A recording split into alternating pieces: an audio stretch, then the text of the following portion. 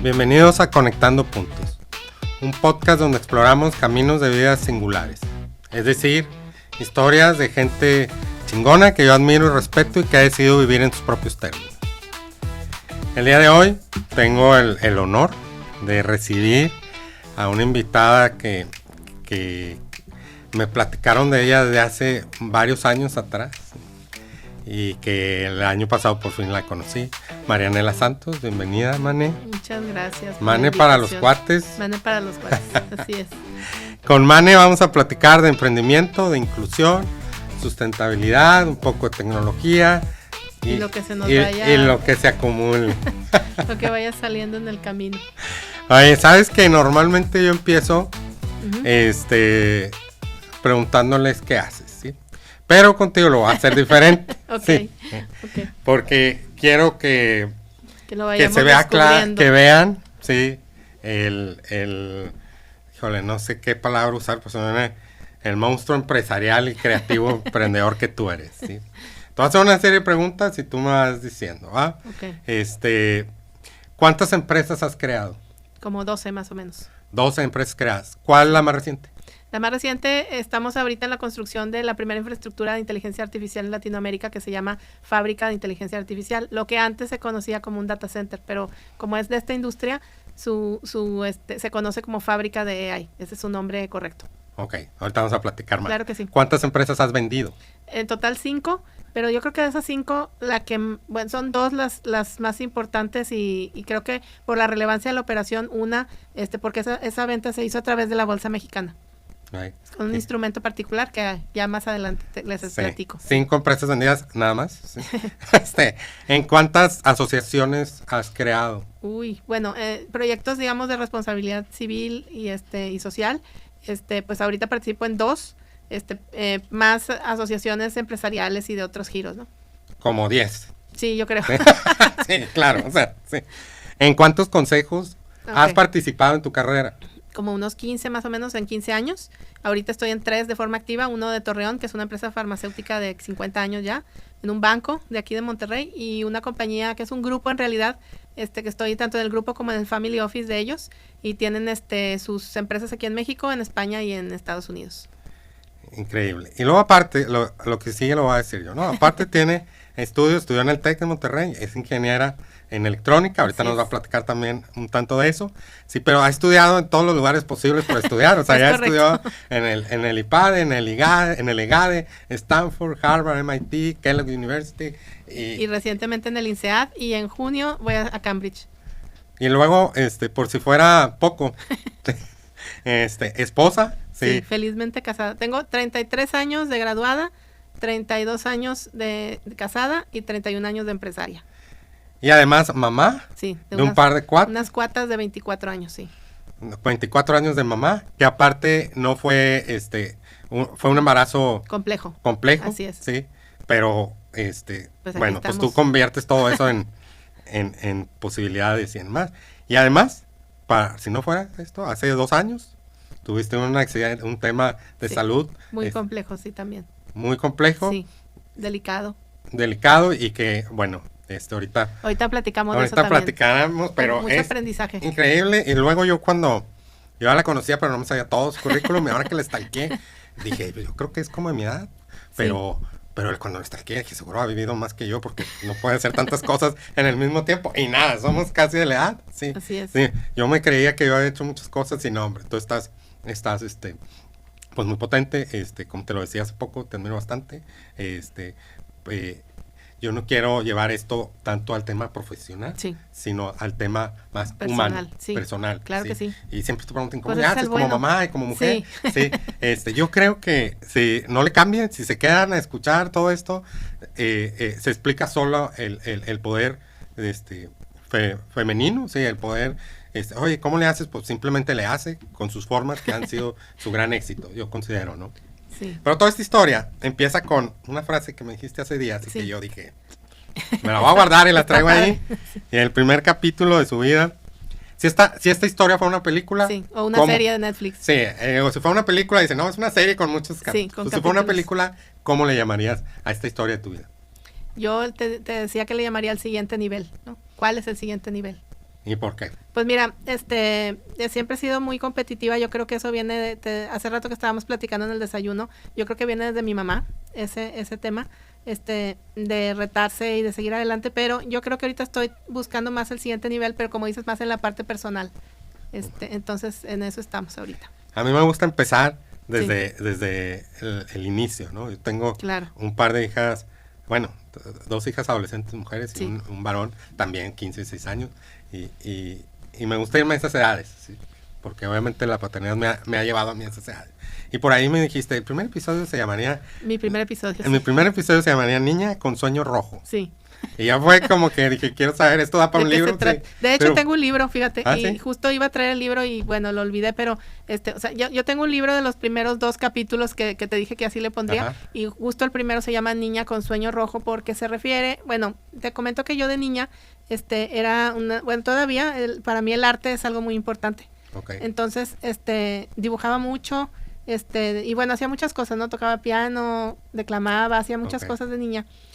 Pero en particular el tema del dibujo, la pintura y las artes plásticas para mí era muy, muy importante desarrollarlo por semana. O sea, para mí era mi clase así imperdible, ¿no? La de arte.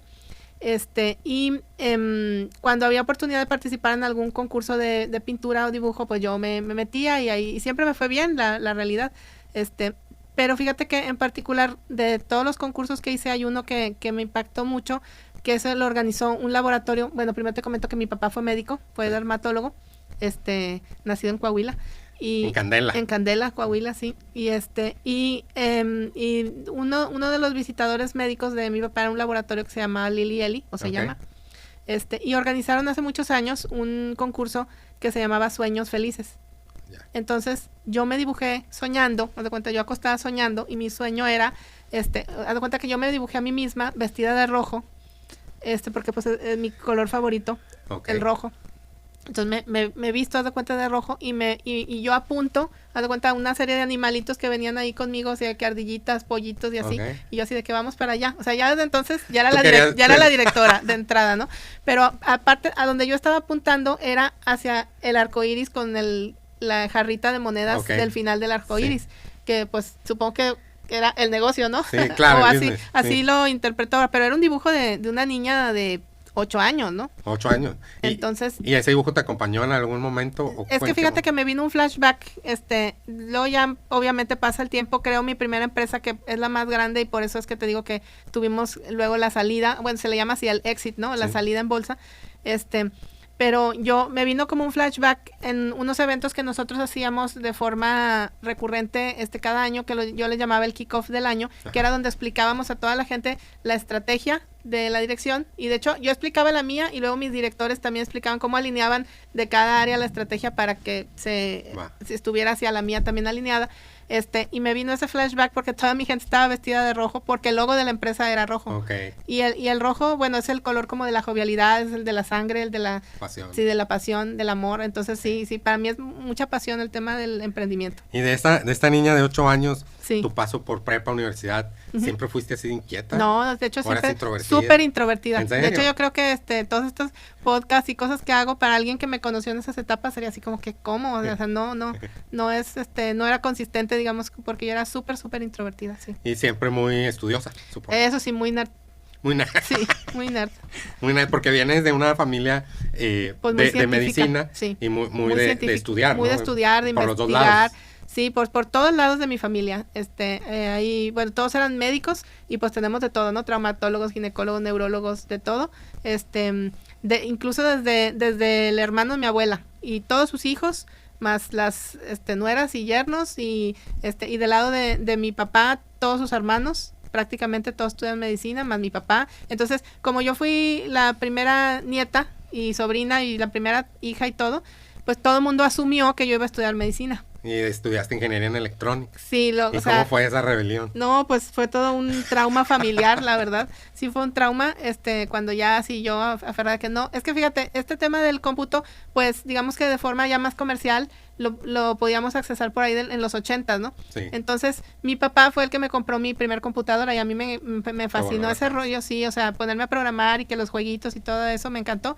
Y entonces, pues, me seguí por ese camino. En la prepa, fíjate que algo nos dieron de computación, pero programas que había en aquellos tiempos, ¿no? Con disquetes y eran sí. Lotus 1, 2, 3 y esas cositas. Sí. De la prehistoria, pero pues era lo que había y yo dije, pues yo no sé qué, pero yo quiero estudiar algo relacionado con esto de la computación. Y entonces ya fue como ahí, llegué a la carrera y pues yo la volvería a estudiar. A mí me encantó mi carrera. ¿Y en la carrera empezaste a emprender? Sí, al final, casi al final de la carrera, aunque en realidad digamos que mi primer, pues no proyecto, mi primer como acercamiento al tema así del negocio como tal, pues fue con un exnovio que tuve. No, hombre. Bueno, algo bueno dejó. Algo bueno dejó, sí, no, sí, la verdad que tuve mucho aprendizaje con él porque era una persona que él haz de cuenta que había llegado becado prácticamente al 100%, okay. Y él era de Aguascalientes y entonces le mandaban de allá queso, porque con eso es con lo que él, haz de cuenta, con la venta y esto se mantenía, okay. Todo lo demás, ¿no? Renta, todo lo que es manutención. Ya estaba becado, pero tenía que sacar para los gastos. Es correcto, entonces haz de cuenta que hay, pues también, ¿verdad? Entonces haz de cuenta que yo aprendí a vender y a cobrar con este chavo. Okay. Eso fue lo que me dejó, aprender a vender y a cobrar.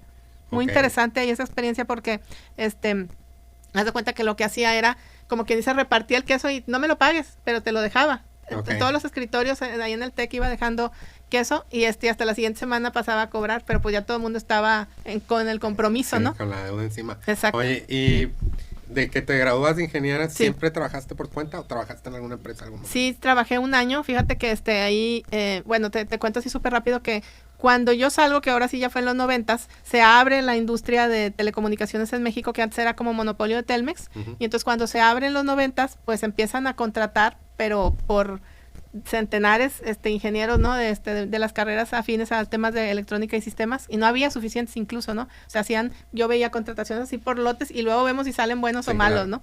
Porque era muchísima gente que estaban contratando, ya sabes, de Alestra, Avantel y todas estas que empezaron a llegar. Entonces, cuando se abre la industria, crece muchísimo o sea, todo lo que es la industria de telecomunicaciones, porque nosotros teníamos varias especialidades en la carrera de que a qué te ibas a dedicar después, ¿no? Al control, a la robótica o a redes. Y yo decido irme al tema de redes, que era lo que a mí me gustó. Y entonces, te digo, ya estando ahí en telecomunicaciones, se abre la industria y entonces, como estaban, te digo, contratando así masivo, y éramos muy poquitos, nosotros nos graduamos 30 nada más. Okay. Entonces, pues nos contrataron a todos. Sí, entonces, pues entro yo a trabajar a un corporativo muy importante de México, de aquí, pues bueno, es global, pero basado aquí en Monterrey. Y pues mis papás felices, ¿no? Porque así de que, primero porque de entrada no entendían yo a qué me iba a dedicar, o sea, qué es eso del cómputo, no entendían cómo lo iba a aplicar ya en la vida real, ¿me entiendes? Sí. Entonces ya que me habían contratado estaban bien contentos, ¿no? Lo malo fue, sí, pero lo malo es que al año renuncié, entonces otra vez estaba la zozobra ahí en la casa, ¿no? De que, ¿qué le pasa a esta niña? O sea, el sueño de todo regio es estar ahí y hasta que te mueras, ¿no? Y yo renunciando, pues, ¿cómo? Entonces, pero no, la realidad es que yo ahí me aburría muchísimo, porque pues tú sabes que en un corporativo todo es procesos y es de aquí a acá, no puedes aportar nada, no puedes innovar y para mí está como en mi ADN. Entonces estar ahí metiendo la cuchara le generaba problemas a la organización.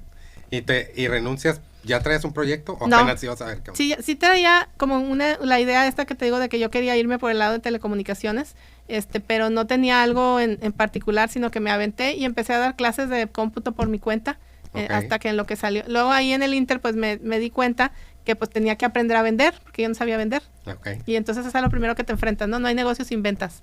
Y ahí fue como que mi primer approach así de negocios y pues lo que hice fue, bueno, te platico rápido que mi marido, pues ya para entonces ya estaba casada, porque yo salí de la carrera y al año nos casamos, al año. ¿Ya lo conociste aquí? En el TEC, sí, en el TEC. Mi marido es sudamericano, es boliviano, pero pues te digo, prácticamente a los 3 años de novios ya nos casamos, o sea, ya él salió un año antes que yo. Y luego yo salí y al año ya nos casamos, ¿se da cuenta? ¿No? Y entonces él estaba trabajando en una compañía global de telecomunicaciones justamente, y aparte yo le había ayudado a estudiar la primera certificación, digamos, que tuvo así técnica, que no era cualquier cosa, era, haz de cuenta, una certificación que él fue como el quinto en Latinoamérica, más o menos, primero de los primeros en México, si no fue el primero, tal vez el segundo, y esa cosa, haz de cuenta que le daba una credencial para ser como perito internacional de telecom, y eso fue muy importante porque en Estados Unidos no sale, de cuenta, un plano de construcción si no trae firma de alguien así con credenciales como las de mi marido, y eso para el extranjero era como que, pues esto es lo que se necesita. Entonces era como o sea, para las empresas que estaban llegando de fuera, digamos en el primer ciclo de nearshoring que hubo en Saltillo, porque allá fue donde yo empecé mis ventas, de cuenta de mis clientes en Saltillo. Okay. Sí, porque estaba todo ese proceso de las empresas que empezaban a llegar con todo el tema de Just in Time de General Motors, Chrysler, ¿no? Automotriz. Exacto. Entonces empezaban a poner estas empresas extranjeras y buscaban gente, no que les vendieran barato, sino que no querían broncas, o sea, alguien que instalara bien hecho, con credenciales y no tener broncas en 20 años. ¿Por qué? Porque pues para lo que cuesta la planta, ¿verdad? Sí, y lo que cuesta no es nada, y entonces preferían pagar más, pero bien hecho, y no tener broncas porque tenían que hacer el desarrollo de los proyectos en paralelo en México y en Brasil y en no sé dónde. O sea, cuando ponían estas inversiones no era nomás en México, era simultáneo en varios países. Esta empresa que estamos hablando es Orben. Sí, es Orben. Y esta empresa Orben, sí, así como ella lo cuenta fácil y simple, que con su marido hicieron algo, terminó vendiéndose. Sí, a un fondo de capital privado muy importante global, que es americano, y hicimos la operación, como te digo, con un instrumento en bolsa que se llama CECADE. Entonces yo creo que hay pocas personas en este país. Hay muy poquitas. Que han hecho de un proyecto así de simple como lo platica que inició mi marido y yo hicimos esto, a pues terminar vendiendo el negocio en bolsa, en México. Sí, es muy difícil. Y llevarlo por todas las etapas. Es correcto. Que eso es. Cuando tú hiciste esto de Orben, solo hacías Orben. Sí, de hecho, fíjate que fue bien chistoso porque cuando yo arranco, que te digo que renuncio al corporativo empiezo a dar clases, pues porque nomás para mantenerme ahí, digamos, activa y ocuparme y pues ahí ganarme 2 pesos, pero luego empiezo a hacer este proceso comercial y te digo que siempre hemos creído mucho en el tema de las certificaciones y el conocimiento, entonces eso nos ayudó mucho a vender en plantas extranjeras porque te digo, ellos no ven que sea barato, no, ellos lo que ven es no quiero broncas en el largo plazo. Entonces al revés, éramos los que vendíamos más caro. Y eso a veces le generaba conflicto a la gente de compras mexicanas. No estaban acostumbrados a esto. Sí, y con tu marido socio todo el tiempo operando juntos. No. Eso es importante comentarlo porque haz de cuenta que yo empiezo en el 95 el negocio con mi última quincena que fueron 8,000 pesos, equivalente más o menos unos $2,000. ¿Te acuerdas, no? Que el dólar se nos fue de 3 a 7 pesos más o menos. En el 94. Sí. Entonces te digo, con esos 8,000 pesos arranco la empresa y empiezo a vender yo sola allá en Saltillo. Entonces iba y venía. A los 23 años andaba en la carretera ahí, y mi papá así jalándose los pelos, de que, porque le daba mucho miedo que anduviera yo ahí entre los trailers y todo eso, pero a mí me encantaba andar manejando de aquí para allá, de allá para acá, y a veces iba y venía 2 veces en el día, Pero él sí estuvo involucrado de alguna manera. No, al principio estaba yo solita, yo vendí el primer proyecto y de hecho eso era algo que medio lo choqueaba al principio porque luego yo andaba ahí jalando cable y conectando cosas y así, y pues solo el negocio fue creciendo, ¿verdad? Porque pues obvio necesitas más gente y así. Y lo que sí yo le pedí a él que me ayudara a supervisar al final, que quedara bien hecho y todo. Y luego a los 5 años, porque los mismos clientes me empiezan a recomendar con otros que se iban instalando ahí, donde yo veía que estaban aplastando la tierra, y luego me iba a la caseta y le decía, oye, yo estoy aquí haciendo esto y acá también. Entonces, y sobre todo que les ofrecía algo como más llave en mano, porque para ellos era como que el shock de Telmex y qué es esto y requisitos que para ellos eran así lógicos y demás, ¿no? Entonces, el resolverles esa interacción con CFE, Telmex y todo esto, era para ellos muy importante. Hablo del cliente, ¿no? Sí. Y entonces cuando empiezo a crecer por esas recomendaciones, agarro, de hecho, un proyecto muy grandote allá en Ramos, de una empresa alemana, y entonces yo le dije a él, oye, ¿sabes qué? Ayúdame porque ya no puedo yo sola, ya habían pasado 5 años y algo muy curioso, fíjate que en ese tiempo, en la casa yo sembré una palma y le dije al que me la sembró, le dije, oiga, yo no quiero que crezca la palma, yo quiero que se quede así chaparra porque si no me va a tapar y no sé qué, yo la quiero así. No, hombre, ya tengo un palmón y lo mismo me pasaba con la empresa, yo no quiero que crezca y crecía porque te digo que eso de las recomendaciones. Entonces yo le dije a él que si me venía a ayudar y me dijo que claro que no. No, hombre. Sí, me dijo, él no. Seguía como, él estaba en su rollo corporativo gringo, ¿no? Sí. Y entonces yo le dije, oye, es que necesito ayuda, ya tengo muchos clientes, no puedo sola y necesito que me ayudes. Y me dijo, claro que no vas a ser mi jefa. Claro que no. Entonces, pues lo convencí. Lo convencí y me dijo, bueno, te voy a ayudar 3 meses. Y eso fue nada más porque tuve suerte que hubo un movimiento ahí en la compañía y él tuvo la oportunidad de cuenta que lo liquidaran. Y dijo, oye, ¿sabes qué? Pues la voy a agarrar y te voy a ayudar nomás 3 meses y luego ya me regreso pues con cualquier fabricante. O sea, él tenía muchas oportunidades, ¿no? Ajá. Pero no, se quedó conmigo 18 años y nunca me renunció. No sé, nunca me renunció. No. Oye, interesante cómo manejar ese tema de pareja, ¿no? Sí, cómo no, es empresa, todo, ¿no? es un reto porque, de hecho, eso es así como que, digamos que de las preguntas típicas que me hacen es, ¿cómo le hacen para trabajar juntos? ¿Cómo le haces para gestionar tu tiempo? Porque haces muchas cosas y cosas por el estilo, pero sí es una pregunta como muy recurrente. ¿Cómo le haces? O sea, ¿en qué momento? Porque hasta ahora pareciera que esta historia de Orben es, pues ella, sus skills empiezan y se hace un negocio y le va bien al negocio y pues la mayor parte ahí se queda. Sí. Sí. ¿En qué momento? Empezamos a profesionalizar y así. Sí, o sea, llamémosle primero es un changarro. Sí, sí, es luego un changarro, pero es un ¿en qué micro momento changarro. Lo empiezas a visualizar pensar así. que se puede vender. Bueno, te cuento porque eso es algo muy interesante y en México casi no se hace No tampoco. se hace, claro. No, Sí. no se hace. Al contrario. Lo heredas. Es mi hijo y hasta Sí. que nos moramos todos. Es correcto, sí. Fíjate que, te digo que para empezar fue por medio de las recomendaciones que empieza a crecer y ya que mi marido llega, pues entonces empezamos a hacer como una especie de metodología interna muy particular porque él viene de una familia militar, así como yo vengo de médicos, él militar, entonces el tema de la disciplina y el estudio para ellos es así fundamental, más todo el rollo de la honestidad y esto, ¿no? Es muy, muy rígido toda esta parte. Entonces, sobre esa cultura empezamos a trabajar dentro de la empresa. Te decía que mi marido es sudamericano, entonces nos traíamos ingenieros de allá de Sudamérica. Okay. Aquí, haz de cuenta que como si ya hubieran llegado a Estados Unidos, ellos felices de trabajar aquí en México porque por lo amplio del territorio, pues daba oportunidad de hacer proyectos más grandes y más interesantes de comunicaciones. En cambio, en países chiquitos, pues tal vez conectas 2, 3 ciudades, pero no 32 ciudades y 5,000 sitios, ¿no? Entonces, había la oportunidad de estos proyectos más grandes y era muy atractivo para ellos, fuera de que el sueldo sí se mejoraba mucho de allá para acá.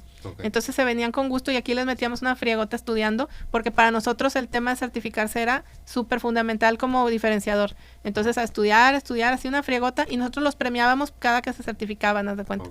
Entonces eso generó esa cultura de, pues, sí me conviene meterle tiempo fuera de la oficina para estudiar porque me van a pagar, ¿no? Y entonces, pues así fue creciendo, hasta que por ahí del año 2009 me toca hacer el segundo programa que hice en el IPADE, que es el de innovación, pero en Silicon Valley. Fue la primera vez que viajo para allá. Y pues bueno, tú también has tenido esa experiencia del Silicon Valley. Con Miguel Casillas también. Sí, llegamos. Saludos a Miguel, que no me ha aceptado la invitación para el podcast también. No, sí que te la acepte porque es muy interesante. Pues la primera vez que él va allá, yo también voy. Nos enfrentamos, te digo, a todo este tema de exponernos a cómo es el ecosistema, cómo todo es contraintuitivo a cómo lo pensamos aquí. Y y allá es donde conozco ese concepto que se llama emprendedor serial, que significa el que hagas una empresa para venderla y luego hagas otra para venderla y así, ¿no? Y tiene una lógica, porque la lógica es que cuando la vendes, pues estás trayendo a valor presente los flujos de 5 años para adelante. Entonces, en vez de chambearle 5 años más, la vendes ahorita y con esa lana haces otra y vas haciendo como crecimiento exponencial. Este crecimiento exponencial. Que es lo que se vive allá en California. Exacto. Entonces, cuando yo veo que eso existe, yo dije, yo quiero hacer eso. Yo quiero ser emprendedor serial. Y de ahí nace la idea de crecer para vender. Y entonces ahí es donde me doy cuenta de que necesitaba muchos más skills que no tenía porque, pues, o sea, era ingeniera, no era ni abogada, ni contadora, ni auditora, ni financiera. Yo te iba a preguntar el tema porque tú eres reconocida como un máster financiero, ¿no? Ahora sí. Pero sí. pues ya 12 programas ejecutivos después. Entonces, en ese momento te digo, mi objetivo era crecer para vender. Yo no sabía que al final la salida iba a ser institucional, o sea, en bolsa con un CKD, que es un instrumento que en la panza trae afores. Y de hecho eran afores internacionales, no solo nacionales. Entonces, el compliance, el nivel de rigurosidad que hay en un tema institucional, olvídate, es otras ligas, ¿no? Entonces, como dices tú, es como escalones. Y entonces, al mismo tiempo que yo tenía mi plan estratégico, tuve que educar también a mi gente, porque si no, no lo puedes ejecutar. Tienes que subir el nivel de conocimiento también, ¿no? ¿Cuántos empleados? Supongo en Saltillo empezamos contigo y 2 personas. Sí. Y ya cuando vendiste, conmigo ¿cuántos empleados tenías? Pues mira, lo voy a decir en términos de ingenieros, porque la parte del back office y eso no era muy relevante, pero ingenieros teníamos como 200 personas más o menos. Y eso era algo muy, muy relevante porque independientemente, fíjate, es como ahora con la AI, ¿no? Con la AI, entre menos gente tengas es mejor. Nosotros teníamos 200, pero nos equivalían como a por 3 de la competencia, por el nivel de conocimiento. Sí, o sea, la gente estaba muy, muy certificada y nuestro sello internacional era ese nivel de certificaciones, ISOs y todo lo que tuvimos. O sea, en el 2009 vas a California. Se mueve la ardilla. Esto lo puedo estructurar de cierta manera para venderlo y empezar a hacer muchas cosas. Es correcto. Antes de Silicon Valley, yo quería la palma chaparra. Sí. Pero antes de Silicon Valley, antes de esta parte, eres mamá. Sí. Eso Sí. ya para entonces mis hijas ya tenían 8 años para, Ok. para el Silicon Entonces, Valley. Mane, eres mamá. Sí, eh, muy complicado. A la par de todo esto que nos está platicando. Sí, y eso también es relevante de contar porque fíjate que yo tuve casi todo mi embarazo acostada. Ok. Porque fue de muy alto riesgo.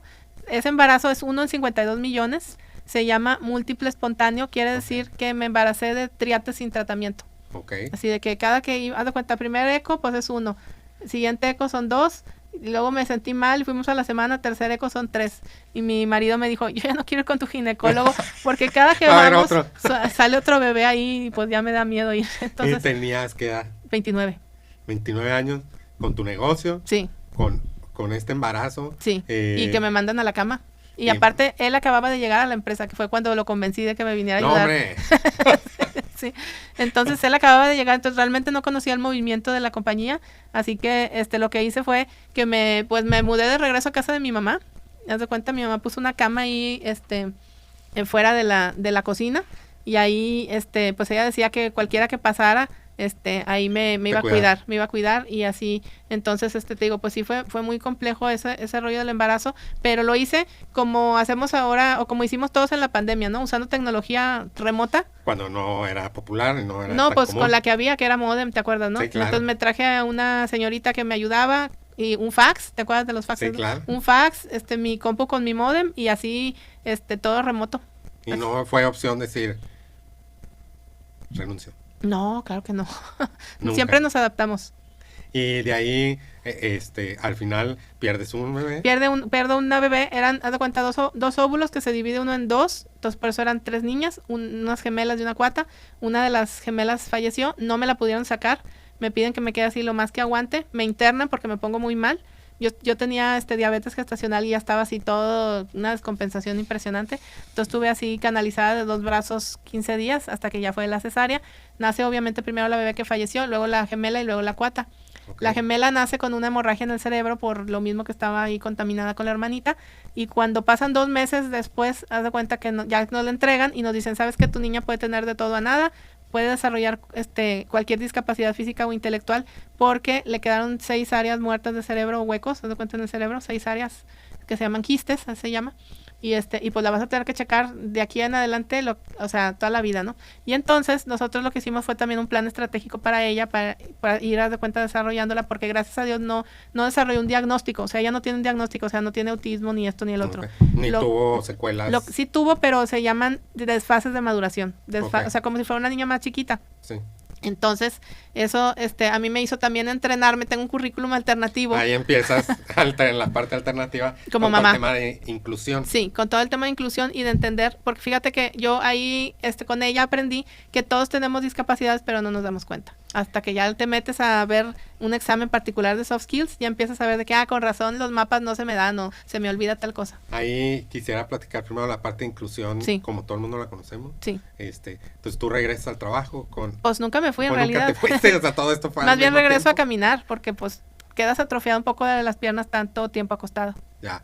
Y entonces ahora eres mamá. Sí, con mis criaturas Tienes y el a tus negocio. criaturas con un pronóstico que no sabes Sí, bien qué va a reservado, pasar. sí. Y aparte tienes un nuevo empleado que, Que había que entrenar. que había que entrenar, exacto. Sí, así es. Y qué pasa ahí, o sea, es algo que yo conociendo más tu historia, pues te admiro bastante, o sea, sigues adelante, te reorganizas de alguna manera. Pues todo remoto, pero sí, o sea, incluso contratamos ya más personal, que te digo que no me conocían, o sea, hasta que terminó el embarazo me conocieron, porque todo era por teléfono y así, ¿no? Sí. Porque pues nunca nos habíamos visto, pues porque yo te digo, estaba acostada, pero pues es gente que todavía sigue en la empresa, o sea, aún vendida la empresa y ahí siguen. Y las chiquillas te empiezan a demandar. Totalmente, no, es tremendo tener de a 2, o sea, porque había que apuntar todo, también hacer procesos y todo, porque a ver a quién bañé, quién comió, quién no comió, es todo un tema tener 2. Y este tema de la incertidumbre, Sí. de qué va a pasar con una de ellas. Ah, sí. Haz de cuenta que nos piden del hospital que volvamos ya que se estabilizara la niña, porque cuando me la entregan dejaba de respirar a veces, entonces hubo que poner muchas cosas ahí, aparatos y enfermera y toda la cosa. Aparte de que tampoco succionaba, entonces se fue con sonda, haz de cuenta. Okay. Entonces, sí, pasamos esa etapa y Que regresamos. habrá durado 2 meses. Y de ahí llegamos ya al hospital y empieza desde los 2 meses a las terapias y desde ahí ya se estaban dando cuenta de lo de los desfases. Okay. Pero cuando pasa el tiempo y yo me doy cuenta, porque entraron las dos a un colegio regular, normal. Sí, sí, sí.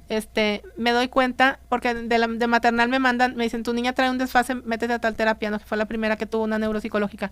Y entonces yo dije, oye, qué raro, porque haz de cuenta que había que desarrollarle una cosa que se llama función ejecutiva, Sí. que es una capacidad para hacer una planeación estratégica de algo que puede ser como bañarte, Sí. lo mismo que hacer la salida en bolsa, haz de cuenta. Sí.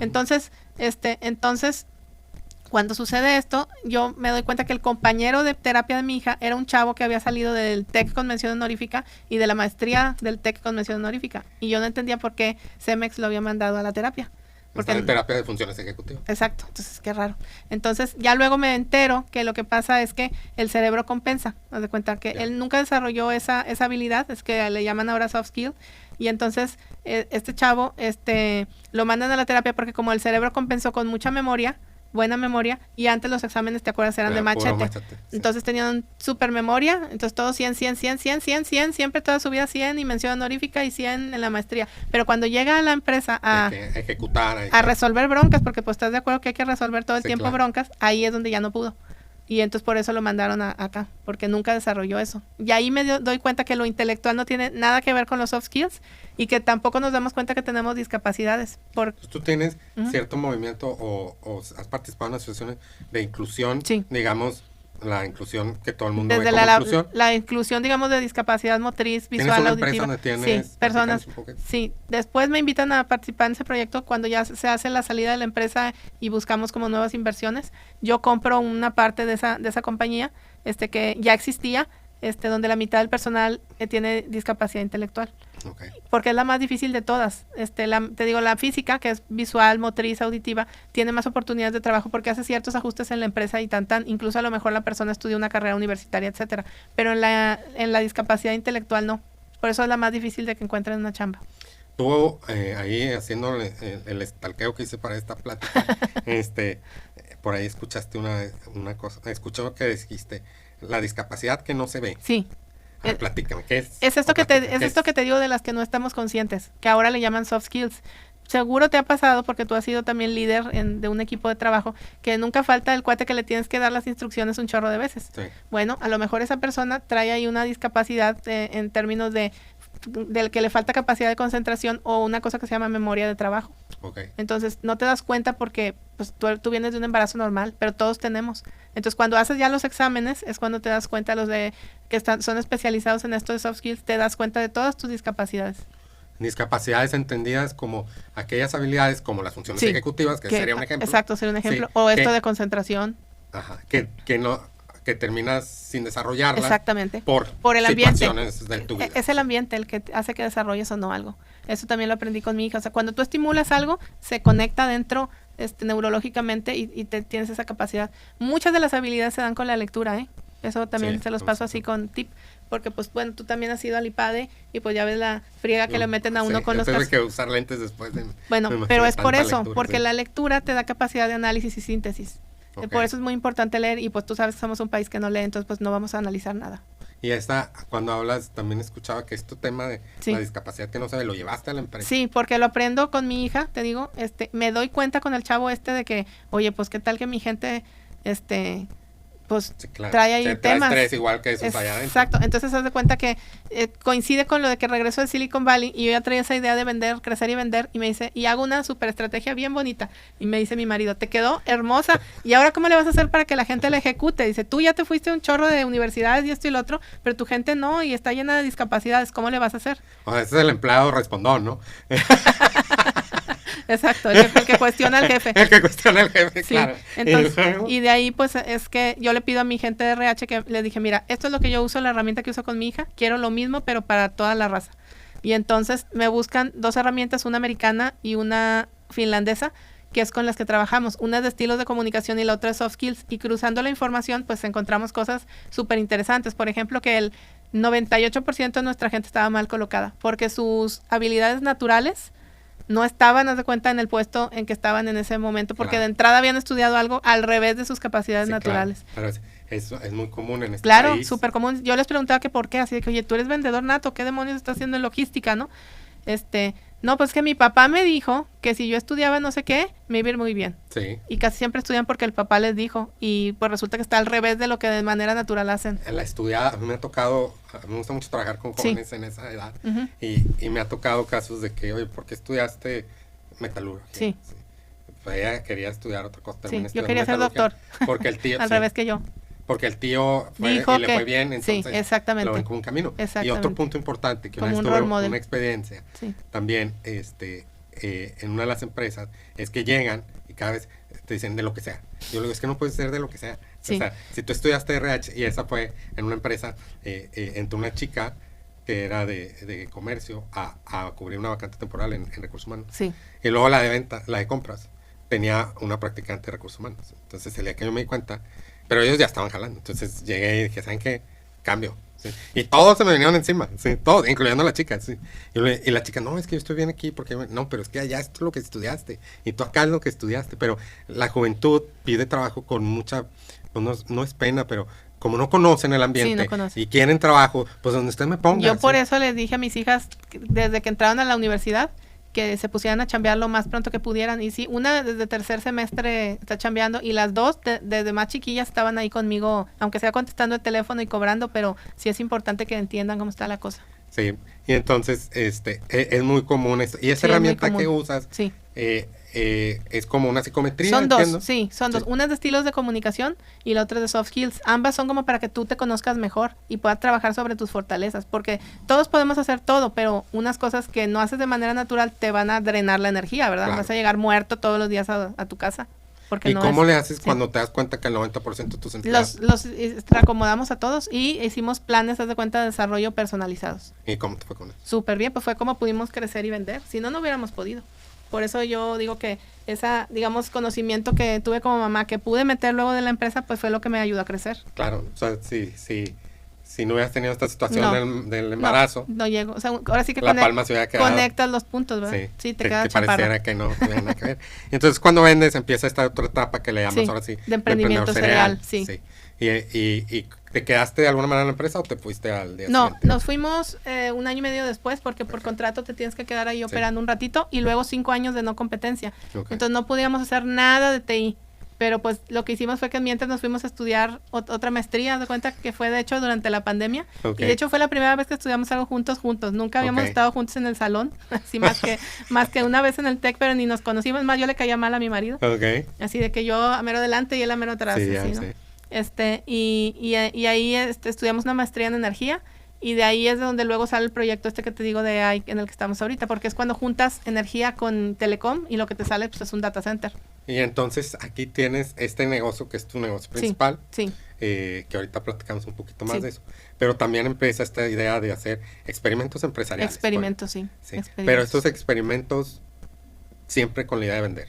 Sí, porque mira, yo aprendo allá en el Silicon Valley que te digo, este concepto de emprendedor serial y entonces yo veo que hay un proceso, una metodología, no es así random. De hecho, nada de lo que sucede en innovación es random. Okay.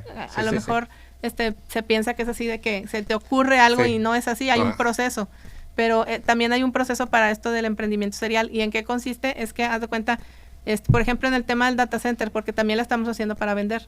Haz de cuenta que dijimos, a ver, ¿en qué industria estoy? No, pues estoy en la industria de AI Factory. Ok, ¿y qué múltiplo de salida tiene eso? Es decir, ¿cómo te la compran al final? Okay. Pues el múltiplo pues fíjate, es bien interesante, el múltiplo de una AI Factory es de 15 a 22 veces EBITDA. Ok. O sea, es altísimo, Sí, altísimo. sí. Entonces, 15 a 20 veces las utilidades de un año operativas.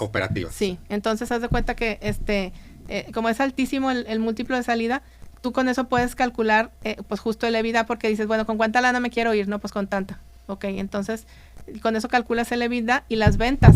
Y haces un presupuesto, para tener esa a la salida. Entonces ya tengo el año 7 y luego entonces hago el 6, 5, 4, 3, 2, 1 y la inversión inicial y corro mi modelo financiero para adelante y para atrás, pero yo ya sé cuánto va a ser mi rendimiento de la inversión original, cuántas veces, cuántas X y cuál va a ser mi presupuesto de cada año hasta la salida. Y este negocio se trata de infraestructura, Son fierros. Sí, nosotros, haz de cuenta que en mi vida pasada, el negocio principal era hardware rentado, que es hardware as a service, y aquí es lo mismo. Haz de cuenta es GPU as a service, es el negocio. Pero tú vas a invertir, o sea, el negocio es, ¿cómo es el negocio de data centers y esto? Bueno, no voy a hablar de todos porque por temas de tiempo, pero ese en particular se trata de que yo voy a adquirir el hardware para el procesamiento de la inteligencia artificial. Okay. Lo que pasa es que estamos mal acostumbrados, diría yo, con todas estas plataformas que hay gratuitas, como ChatGPT, etcétera, de que eso es AI, pues eso no es AI, o sea, es una aplicación de AI que es gratuita. Pero si tú quieres hacer una aplicación empresarial, tu propia aplicación, entonces tienes que procesar inteligencia artificial y eso cuesta. De hecho, el ChatGPT... Y no puede ser pública. No, tiene muchas reglas, ¿no? Por seguridad de la información, etcétera.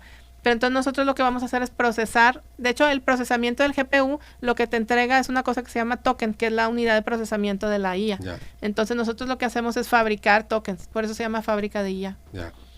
¿Y este proyecto es intensivo en capital? Sí, porque toda la infraestructura de energía que se necesita, que es la materia prima, para que salga el token más el hardware de NVIDIA, pues sí es una lana. Okay. Y estas infraestructuras se miden en megawatts. Entonces, haz de cuenta que una cosa chiquititita es como de 3 megas. De hecho, todo el proyecto, que son 100 megas, okay, en realidad es un proyecto muy pequeño para la escala de lo que se necesita, que en Estados Unidos no es nada, o sea, olvídate, es una cosa chiquititita esto, y sin embargo, poner 100 megas de GPUs o sea, toda la infraestructura sí se lleva $3 billones. 3 billones de dólares. Sí, con B. Entonces tú eres este agente que va a juntar estos recursos de capital para nosotros, este proyecto empieza por el interés de un banco japonés en instalar estas infraestructuras en Latinoamérica. Okay. Y luego, pues bueno, yo de mi vida pasada fui cliente, y de hecho eso también me ayudó mucho al proceso de institucionalizar.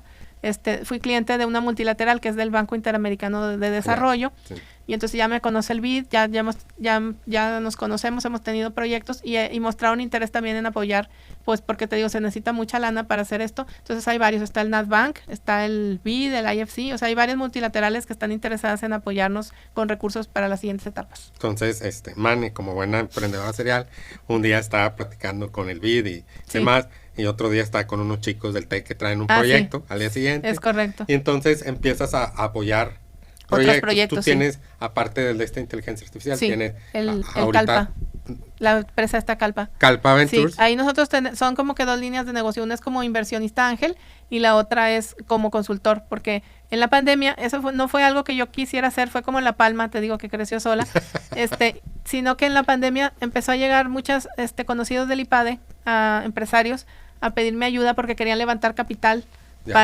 Porque me decían, es que ahorita los bancos no están prestando durante la pandemia, ¿verdad? Entonces necesito buscar fuera de México, etcétera. Pero cuando yo me metía a sus empresas a revisar o a prepararlas, pues me daba cuenta que mira, te lo pongo así de sencillo, de 107 empresas que revisé, ninguna tenía las cosas hechas ni para levantar capital, ni para hacer una sucesión, ni para menos un proceso institucional. Cuando hablamos de tener las cosas hechas, es que el emprendedor muchas veces se enfoca totalmente en la parte operativa. Y a las ventas también. Y a las ventas. Y el back office ahí lo va dejando. Es correcto. Y ya se hace un monstruo no ahí. hay una... el tema, y alguien que va a comprar lo que va a ir a ver es el back office, da por sentado el operativo, ¿no? Más o menos. Pues más o menos. ¿A qué te refieres? Pues no, a la realidad es que checan todo, absolutamente todo, pero me refiero a que tienen, por ejemplo, un desorden fiscal, un desorden legal.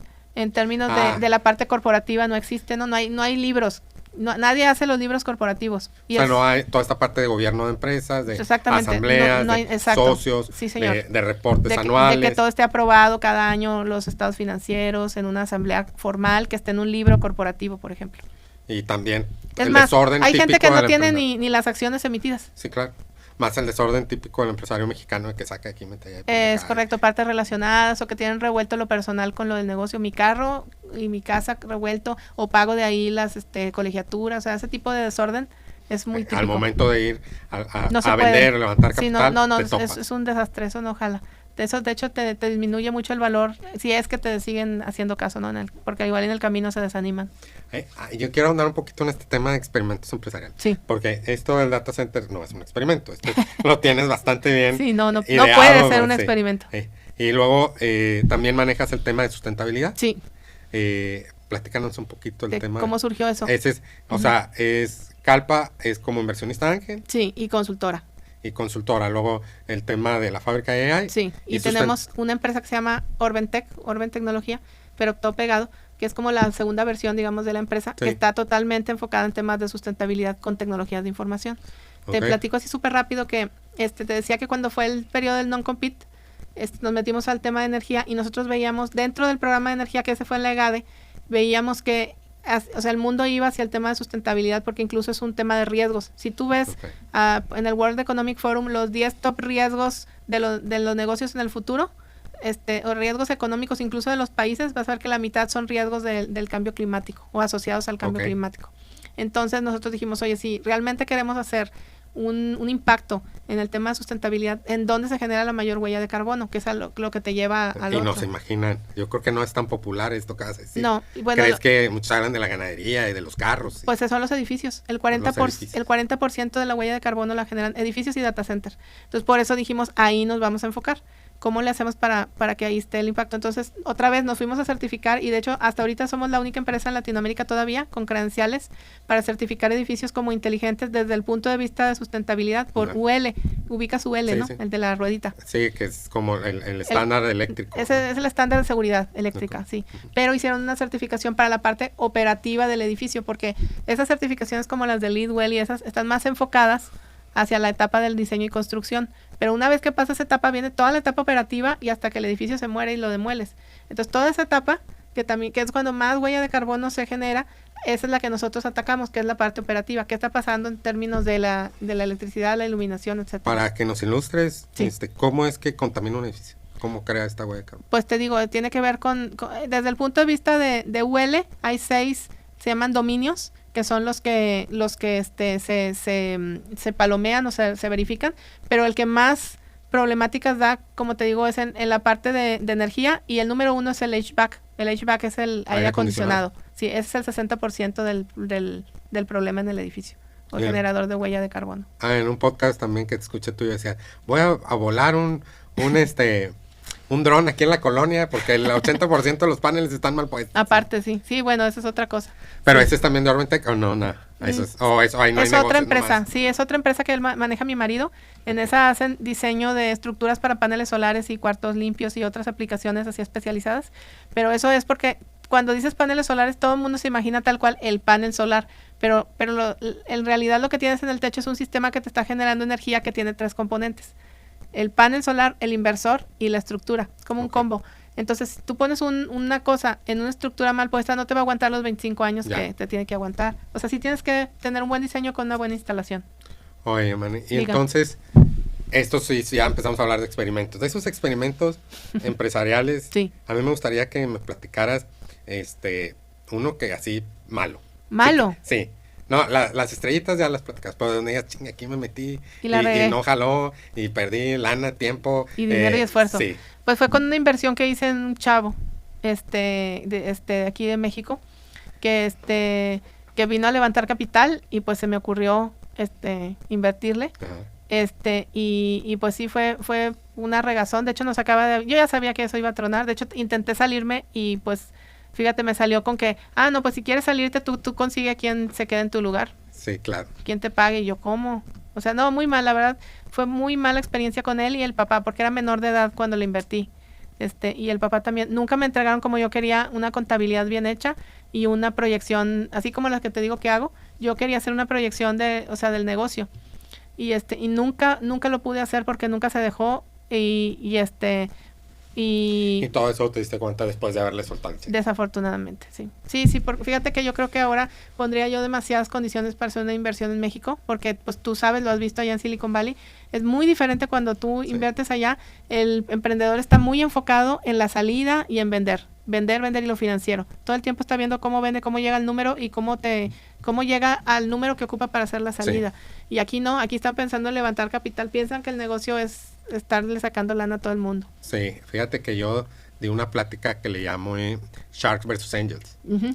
Sí, porque también se cree que el ambiente es como el del programa de televisión. No, pues no. Y no tiene nada que ver, ¿no? No. Y Man es un buen ejemplo de un angel, sí, donde te pongo la lana, pero también te va a poner el smart money que le llaman. Es correcto, ¿verdad? sí, pero el tema es que no hay muchas condiciones así en México. Tienes que hacerlo mucho como en la parte privada. Exacto, no estás protegido. Entonces, no hay instrumentos. No hay.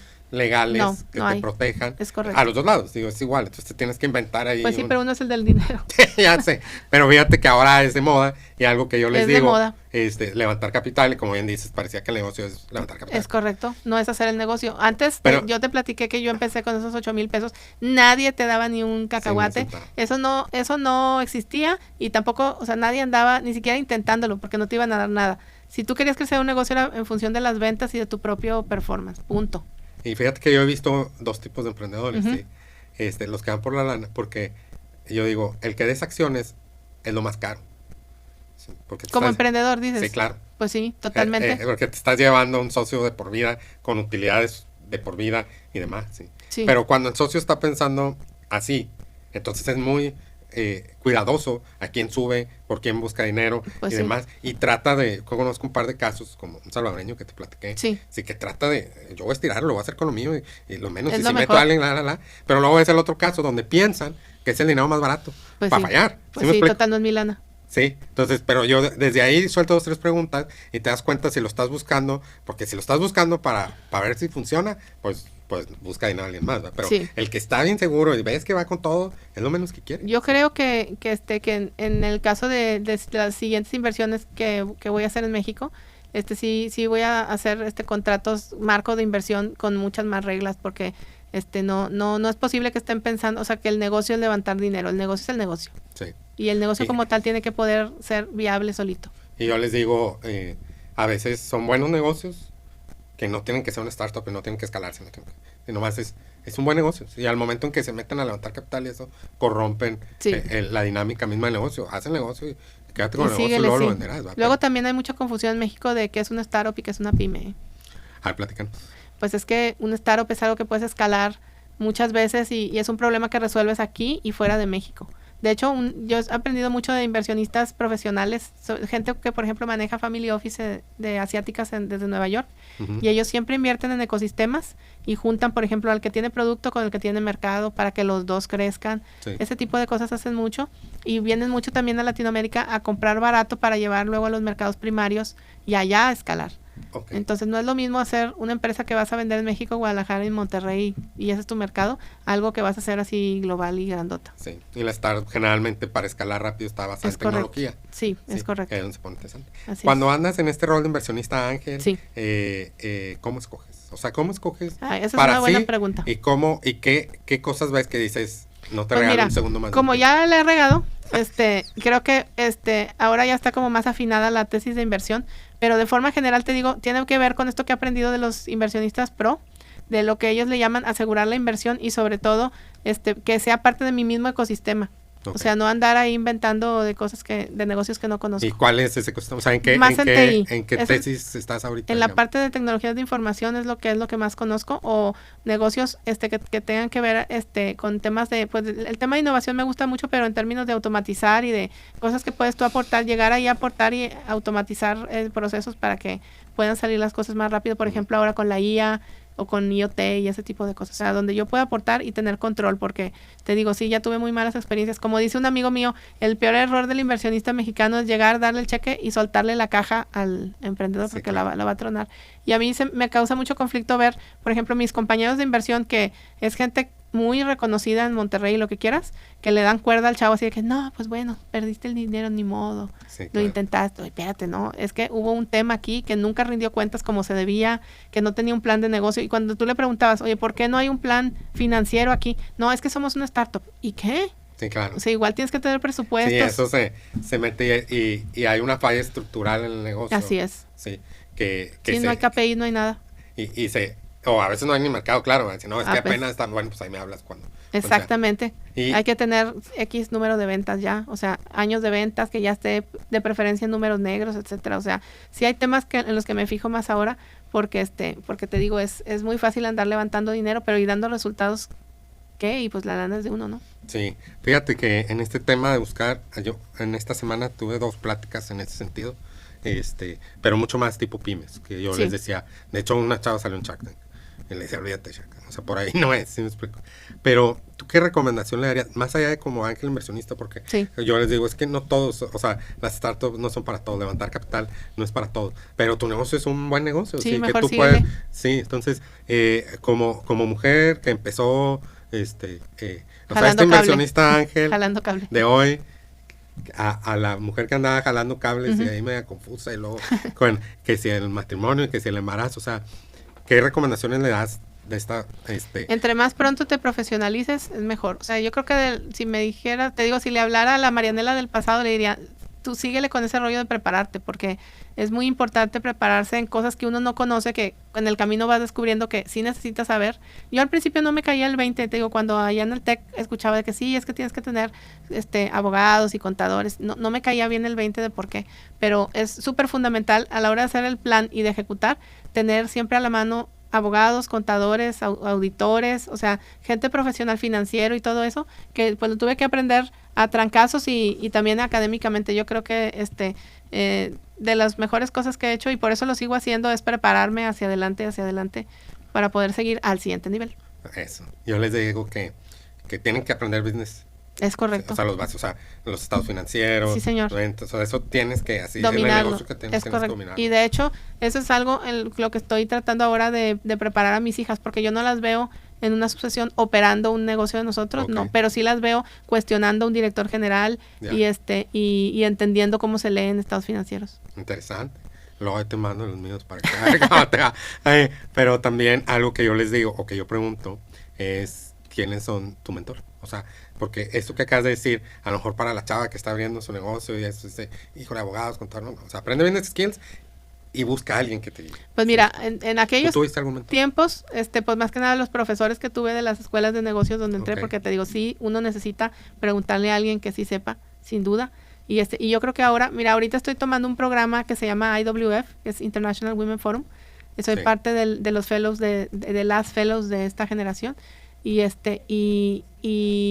me asignaron una mentora, que Okay. es una señora, tiene de hecho un perfil bien parecido al mío, pero en grandote, haz de cuenta, sea más global. Okay. Es una señora sueca, casada con un gringo que viven en California, tiene un viñedo, pero realmente ha estado en TI 40 años y es una Okay. señora que tiene una visión muy global, muy interesante. Es muy parecido su perfil al mío, también emprendedora serial, pero te digo que lo mismo, pero más grandote. Ay, antes de ir cerrando, Sí. hay un tema que traigo aquí, A ver. que escuché también y luego me hizo sentido con otro episodio que grabé, que dices que en México 95% de las empresas trabajan en actividades de bajo valor. Sí. Y yo en otro podcast, por ahí con Miguel, lo pueden ver, es el podcast número 3, hablamos de innovación. Y uno de los temas que decimos es cómo es posible que México, siendo la economía número 13, Así es. somos el número 58 en innovación. Y arriba hay países que ni te imaginas. ¿sí? Así es. Y creo que esto... De los latinoamericanos incluso. Sí, y creo que esto tiene mucho que ver con lo que escuché luego de ti, de que somos un país de bajo, no sé cómo, dilo tú mejor. Sí, lo que pasa es que si tú le sacas una foto al aparato productivo en México, el 93% de las empresas están en actividades de bajo valor. Okay. Eso quiere decir, o sea, haz de cuenta, es como casi 30, una cosa así, 30 y tantos, y nada más el 7% están en innovación. Okay. Entonces, todo ese aparato productivo que son las empresas, pues tiene que estar de cuenta como que vendiendo commodities. Y el problema del commodity es que, o sea, te vas a ir al precio, y pues cuando ganas centavitos, tienes que vender un super volumen para sobrevivir. Okay. O yo creo que eso es, para mí eso es como un signo de por qué luego no hay de otra más que en mi caso nunca fue así, porque yo siempre estaba en innovación, pero yo veía mucha gente que se metía en rollos como de corrupción por eso. Ya. Entonces, la forma de zafarnos del rollo de la corrupción para nosotros siempre fue estar en el lado de la innovación. ¿Por qué? Porque haz de cuenta que si tú produces cualquier cosa, ¿no? Una liga, que es un commodity.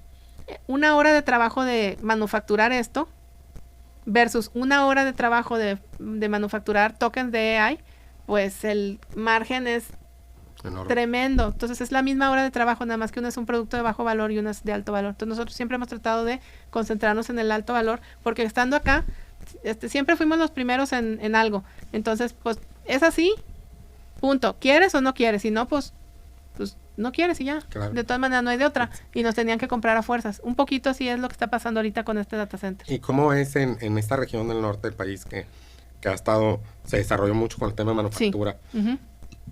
Uh-huh. Como tú sabes, yo soy de Monclova y tenemos el tema de AMSA, sí. que yo les digo, fuimos por 80 años la capital del acero. Claro. Y el día que se apaga el switch de esa, no hay otra propiedad intelectual sí, que exacto. se haya quedado. No hay la mejor escuela de metalurgia del planeta que pudiera haberse habido, sino la capital, o la mejor escuela. O en procesos. O el centro de investigación de acero, no sé qué.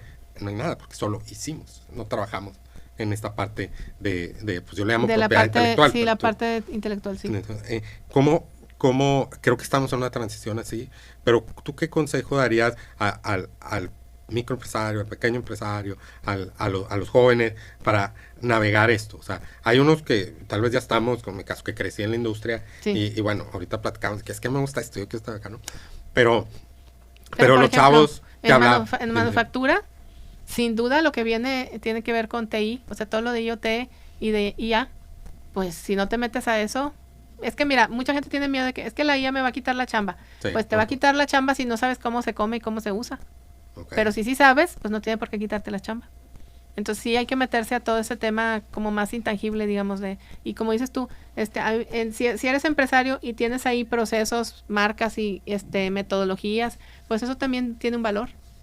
O sea, tenemos que movernos hacia una economía de propiedad intelectual, de conocimiento. Es correcto, y de innovación. Oye, sí, sin duda. Y hacia esta parte de tu rol como consejera, como consultora, pues viene ahora sí de la mano de el cúmulo de experiencias que has tenido. Sí, fíjate que ya tengo 15 años ya como consejera. Te decía que ahorita estoy con un banco, un laboratorio y un grupo empresarial que está más en temas de retail y energía, bienes raíces y bueno, es muy diversificado, pero sobre todo en la parte de energía es el negocio fuerte. Y ahí lo que yo veo que más buscan como perfil de consejera son 3 cosas: que sea mujer, transformación digital y lo de sustentabilidad. Ok. Oye, y yo quería platicar un tema porque tiene que ver con el tema de esto que estamos hablando. Pero aquí hace año y medio, 2 años, la vida te dio otra sacudida. Ah, sí. 2 años ya. Ya van a ser 2 años en el verano, en junio. Sí. Y en este rush, de repente, al hospital, con un tema No, tuve un ACV, un accidente cerebrovascular. Ok. Y... De hecho, ayer me aventé toda la biografía de Cerati porque ves que él murió de un ACV justamente en Venezuela. En el caso mío, pues fue muy diferente al de este señor. En el caso mío, porque yo no fumo, y lo que me pasó fue que me reventó un aneurisma, que según el neurólogo, él piensa que realmente lo tenía desde nacimiento. Entonces, pues ahí se me ocurrió tomar un chorratal de café un día y empezó ahí el problema. De hecho, fíjate que a mí no me dolió la cabeza, lo que me dolió fue mucho el estómago. Okay. Ya luego me explicó el médico que era como un reflejo, ¿no? De la cabeza en el estómago, y por eso me había dolido demasiado el estómago ese día. Y pues fue muy rápido que mi marido me llevó al hospital porque gracias a Dios me hizo caso, porque me pudo haber hecho así como que, está exagerando. Porque yo, no, me duele demasiado el estómago, llévame al hospital.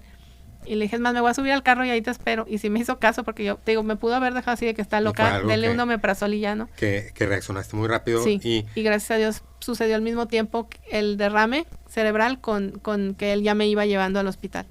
Y este episodio de tu vida, creo, no sé, tú me corriges, pero creo que también te hace poner ciertas cosas en perspectiva. Pues sí, porque te digo que estoy ahora con el siguiente nivel, y para mí el siguiente nivel, yo he estado invirtiendo mucho en mí, haz de cuenta, aunque no lo creas, trato de no tener tantas actividades, o si las tengo, pues no estar saturada. Antes tenía muchas juntas al mismo tiempo y así me decía mi marido, ¿cómo le haces para tener 2 Zooms, uno aquí y uno acá y esto y lo otro? Y ahora trato, de hecho yo no hago agenda, haz de cuenta que solita la agenda se me va armando porque pues me piden un apoyo aquí, un apoyo acá. Y yo lo hago, sigo estudiando, sigo haciendo mis cosas, pero trato de que esté más relajada porque sí, te digo, estoy como que tratando de invertir en mí, en mi salud.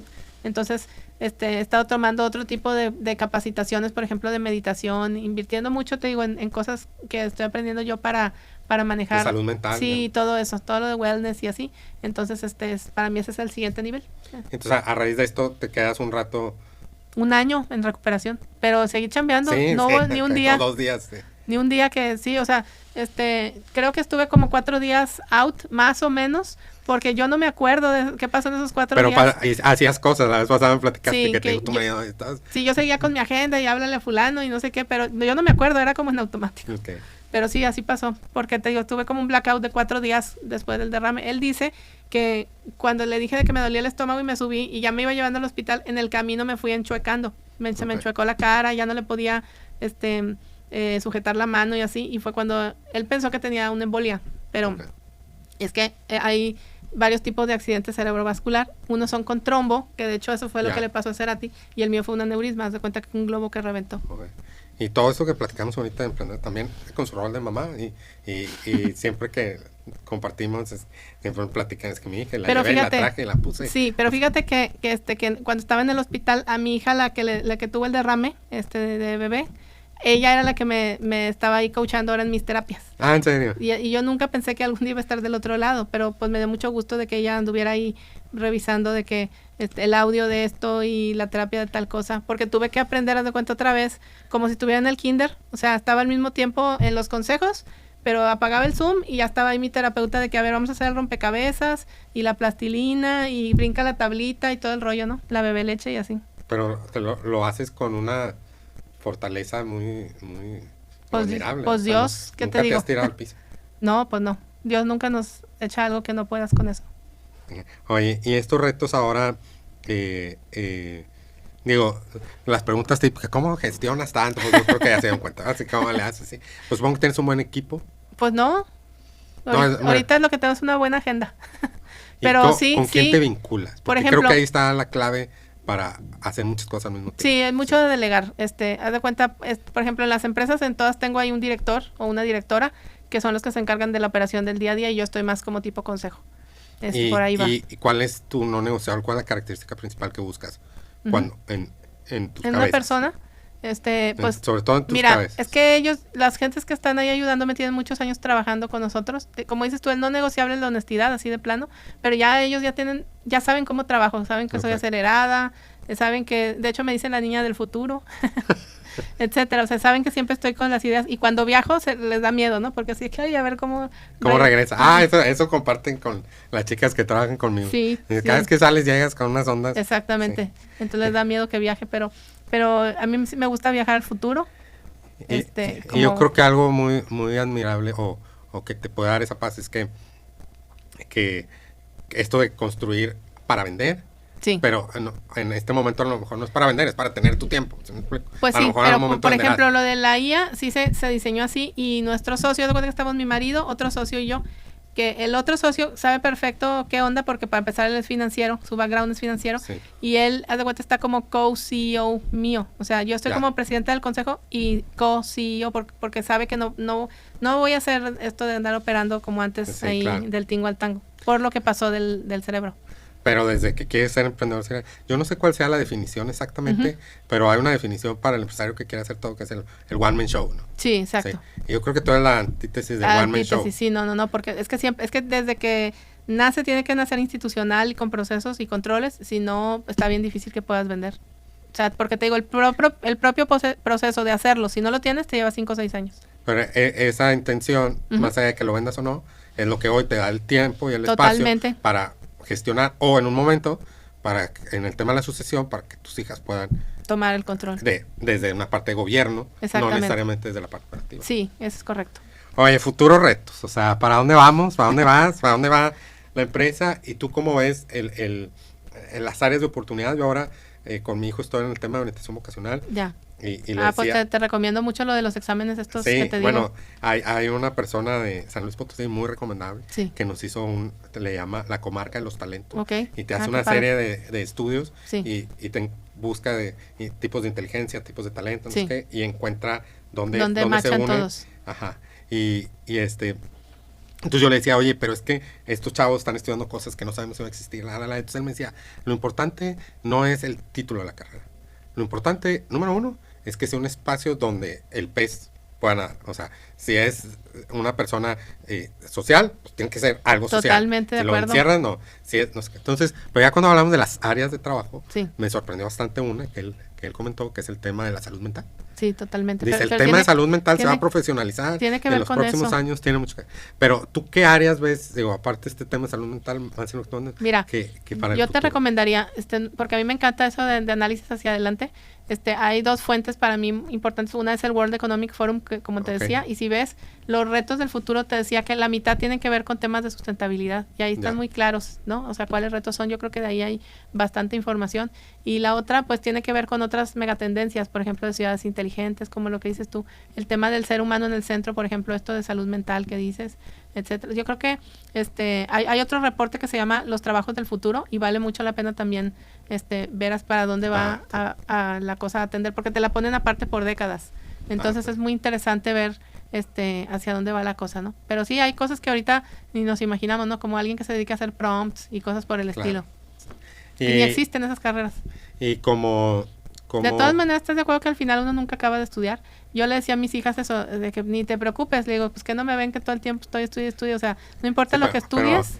Somos medio excepción a la regla en nuestra generación. Yo les digo a las nuevas generaciones que en un poco nuestra generación, en las pasadas, estudiabas para la vida. Sí. O sea, estudiaba para ser contador Y con eso la armabas, hay 2, 3 actualizaciones, Pues sí, es cierto. y la armabas 30 años. Y ahora tienen que estudiar toda la vida. Sí, casi por año. Sí. Porque te vuelves obsoleto muy rápido. Y eso puede asustar, pero también puede emocionar. Pues bueno, si te gusta, a mí me encanta. Entonces, te digo, yo, de hecho, yo le dije al doctor, cuando me pasó lo del derrame, y le dije, doctor, mire, mientras usted me deje seguir estudiando, tomarme mis vinitos y viajar, yo estoy bien. Ya estoy, todo lo demás. Sí, lo demás ahí se acomoda, pero yo quiero que me deje hacer esas 3 cosas. Y sí, pues poco a poco me fue soltando la rienda. La rienda. Y creo que es importante, bueno, para cerrar este tema del estudio y del prepararnos, las nuevas carreras. Sí. Digo, ahorita hay un montón de carreras, se genera. Nuevas, como la de mi hija, ingeniería en transformación digital, pues ¿qué es eso? ¿No? Y cómo le hacemos para ayudarlos a que entiendan esto de, no, o sea, vas a tener que estar. Mira, yo te diría que, bueno, a mí me encanta, te digo, hacer este análisis, pero para mí la forma más rápida es viajando. O sea, llevártelas al Silicon Valley y pues ahí ponerlas en otras peceras y que vean. Es que estás de acuerdo que estando allá algo pasa, no sé qué es, pero algo pasa que se te empieza a mover la ardilla. Sí. Y hay 2 Silicon Valleys, el del presente y el del futuro. El del presente pues son todas esas empresas que ahorita están operando y que tienen que vender y Y el del futuro pues es este ecosistema que hemos sido tú y yo, que estás ahí viendo que las startups, o sea, todo el ecosistema completo, ¿no? Sí. Y cómo hacen este proceso de innovación, que es un proceso formal y documentado y no random, así como que a ver qué se me ocurrió, ¿no? Exacto. Yo creo que eso es para mí lo más, porque son cosas que necesitas verlo para entenderle. Sí, es correcto. Y bueno, para ir cerrando, man, quisiera, si nos puedes recomendar, o sea, ya como un regalo, ¿qué libros, o qué, 1 o 2 libros, o obras pues mira, que a ti te hayan, y que creas que alguien, yo lo daría en 2 sentidos. Okay. Uno es para entender mejor el futuro, y otro es para aquellas chicos que están empezando su negocio. Mira, pues para los que están empezando su negocio me gusta mucho ese libro de Scaling Up. Okay. Porque, haz de cuenta, resume lo que te platiqué ahorita del despapalle de las empresas que me encontré aquí. O sea, ¿por qué no puedes escalar? Scaling Up, sí. El de Marcos, Fíjate que no me sé. Pero no me sé el autor, pero... Ahorita lo buscamos. Pero sí, ese Scaling Up vale mucho la pena. Y también el de Startup Nation, creo que se jala. Sí, no lo conozco. Startup Nation es el ecosistema, haz de cuenta, como el que vivimos del Silicon Valley, pero en Israel. Ya. Desde mi punto de vista, se parece más Israel a México, o sea, lo puedes replicar mejor que un Silicon Valley que está súper estructurado de muchos años y así. Okay. Y sí, creo que que vale mucho la pena. Mira, es este libro. Sí, es el de... sí, ahorita ahí lo vamos a poner en la descripción. Sí. Los 2 libros. De Verne Harnish, dice. Sí, y dice Hábitos de Rockefeller 2.0. Sí, eso nosotros lo implementamos. Pero, bueno, pues aquí lo trae. Eso es lo que te digo que no hacen las pymes acá. Y por eso no pueden crecer, o si crecen así todas chuecas. Sí. Pero por eso tampoco pueden levantar capital y por eso tampoco pueden heredar nada. Ya. Y aquí un poco para hacia dónde vamos y futureándole. Te digo, para mí, más que el libro, lo que recomiendo es googlearle al World Economic Forum. Y hay muchos videos también de la OCDE. Si tú le pones industria fulanita en el 2040 te va a salir. Okay. O 2030, 50. Vale mucho la pena. Yo prefiero los videos de YouTube porque lo ves como más gráfico, que es cómo se va a mover la cosa, ¿no? Sobre todo ahorita que hay mucho cambio entre Rusia, China, Estados Unidos. Las fuentes, Bueno, o sea, la OCDE. La OCDE, el World Economic Forum. Okay. Para mí esos dos son donde más busco temas de hacia el futuro. Ok. Oye, Mane, si vamos a poner un espectacular, si hacer una campaña publicitaria con una frase tuya para toda la población, ¿qué frase pondrías ahí? ¿O qué palabra? Pues algo que tenga que ver con esto de ver el futuro, así como me dicen la niña del futuro. O sea, algo que tenga que ver con eso de ver al futuro. Porque a mí, te digo, me gusta incluso viajar al futuro. Yo sí viajo al futuro, tú también. Sí, claro. Que vamos allá a Silicon Valley, vemos aquí y nos regresamos aquí al pasado a prepararnos para ese futuro. Okay. Aunque fíjate que con esto de IA ha sido muy difícil eso porque este señor Jensen va muy rápido. Ese sí está difícil seguirle el paso. Así como estaba yo acostumbrada así a ver hacia adelante 5 años. No se puede. Acelerada. Sí, va muy, muy, muy rápido. Oye, Mane, pues, ¿dónde te pueden encontrar? En LinkedIn. Es donde estoy más. LinkedIn, Estoy como Marianela. Santos Marianela. Okay. Santos Marianela. Ahí Es donde más estoy ahí publicando y estoy ahí activa como pues con actividad sobre todo de la Cámara Americana de Comercio, que soy la presidenta del Comité de Innovación y Transformación Digital, pero también de otras actividades que hago ahí estoy siempre publicando y atenta. Bueno, pues te agradezco mucho, No, Mane. Ha sido muy, muy padre que nos hayas compartido esta historia de tu vida. Espero que... Gracias por la invitación. Apenas vas a la mitad, yo creo. Todavía nos quedan otros 4 o 5 episodios por grabar y yo les recomiendo que la sigan porque no hablamos de empoderamiento femenino, pero, o sea, ella no lo habla, lo hace. ¿Sí? En el tema de inclusión también tiene muchas vertientes. Así ¿sí? es. Solo logramos hablar de 2, 3, ¿sí?